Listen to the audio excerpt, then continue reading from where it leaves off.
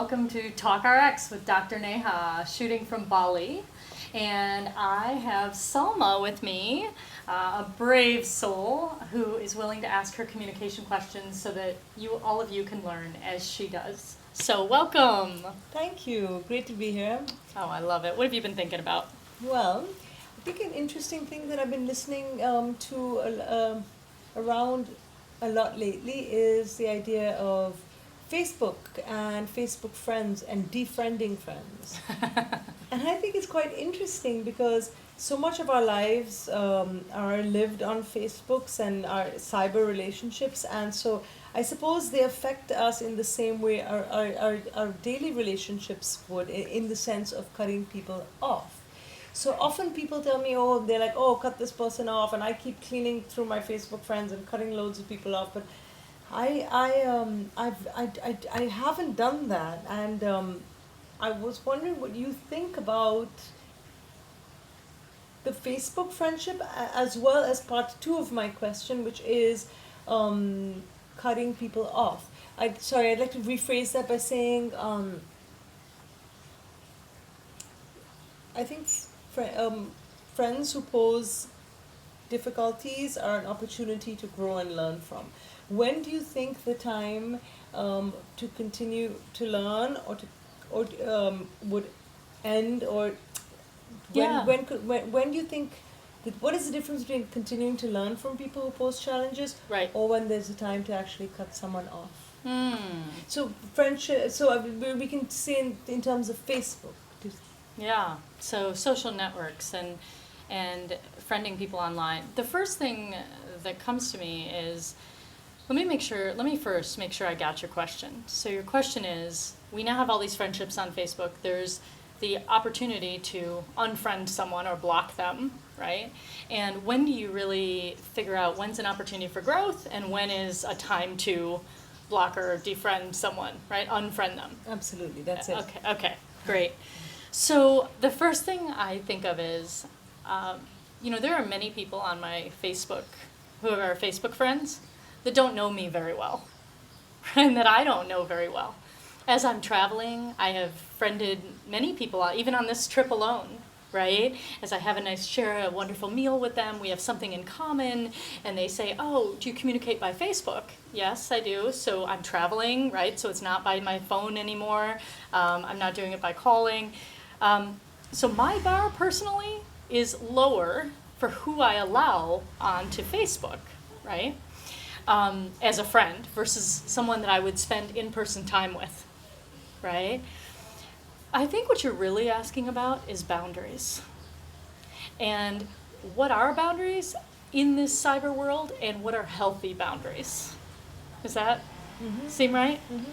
So I would say that it would probably be different for each person, certainly. And for me, the way that I kind of navigate that is around whether I can disagree with people. I can have differing opinions with them. Where I personally cut things off is when I feel that it feels like an assault to me because they're disrespectful or demeaning of other people. That feels different to me than someone who I disagree with, who's compassionate about it, honest about it, vulnerable about it, and willing to share. But when people start, because they're behind a screen, somehow get the bravado to say and do things that they wouldn't do in person, or that feel harmful to my own personal space or energy.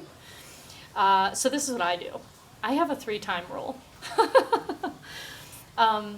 Even with my good friends, I would tell you I grow and learn. I have misunderstandings with a friend. We have a missed engagement, like, hey, I thought we were going to meet here. You didn't show up. Like, what happened? To me, that's all a normal part of life. But if there is a way in which 3 times I have this experience with someone where I go, oh God, in my body, that didn't feel good. It didn't feel good, and I don't actually, they don't align with what I value. It doesn't feel like a value that I share. Or when that's coming through my feed, I feel contracted or disconnected or distant from it, like it doesn't resonate with who I am or what I'm ready to learn next, then I would consider, having that not be there, because I have the choice for that not to be there. Okay. That being said, I'm not on Facebook a lot. So to me, I allow people there because I probably miss a lot of what they're saying. But in my life in general, that's how, and what I can tolerate now and experience now and feels okay right now didn't feel okay 10 years ago. So it's about who am I now? So that's how I do it. How do you, what are your thoughts on this? Anything I said resonate absolutely. or not? It's very interesting. I think the boundaries, what you said about boundaries is what it's all about. I think I have, I question some situations where I feel like, okay, an opportunity to grow, but after a while it's like, if with a friendship that's really continuing to challenge you constantly, it makes me feel like that's kind of, the boundaries are not clear anymore, or I haven't created the boundaries, and I need to set those boundaries out, because so either you need to create them, or they've been created, or you've outgrown this relationship, because that happens too. Right? Yeah. And so kind of the way that I come back home is by grounding in my body. What is the physical sensation that I feel when this happens? And then I breathe into that and I allow it to inform me, right? I journal about it. Sometimes I meditate, but I sit with that discomfort for a little while. And if I don't feel the desire to have a conversation, or it violates my values, what I value, those are times that but that 3-time rule. The first time I pay attention, oh, that didn't feel good. The second time, I mentally file it in my mental filing cabinet. Like, I might need this for the future. This is the second time it happened. It might be a pattern. The third time it happens, it's either time for me to have a conversation and get clearer, a difficult conversation, or it's time for me to, not allow that into my space. Yeah? Yeah, that's great. Thank So you. that's my way of doing it. It's one way. But I have to say, I don't think I've blocked many people on Facebook, but I think it's because I haven't spent a lot of time there. Absolutely. I think it was more like what you were just explaining, that it was to do with actual friendships, but as Facebook like a metaphor for cutting people off. Yeah. So I think I was using Facebook as a metaphor for actually talking about real life relationships. Yeah. But because even the Facebook cut off made me question the real life cutting off. No, it makes so much sense. And I think too, sometimes we do outgrow people, and for a time and a period, it's okay to take some space. So it's probably good to tell them that, right? If you're actually taking space, to let people know that, hey, I just need a little bit of time here. I need to be more focused on my experience and my travels, and learning and growing personally. And when I'm ready, I'll reach out again.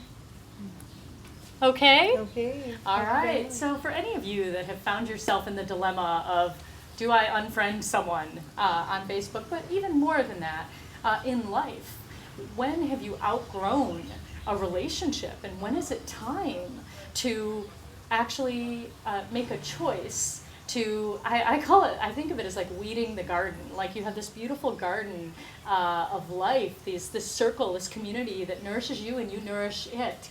And sometimes there's some people in there that don't nourish your soul.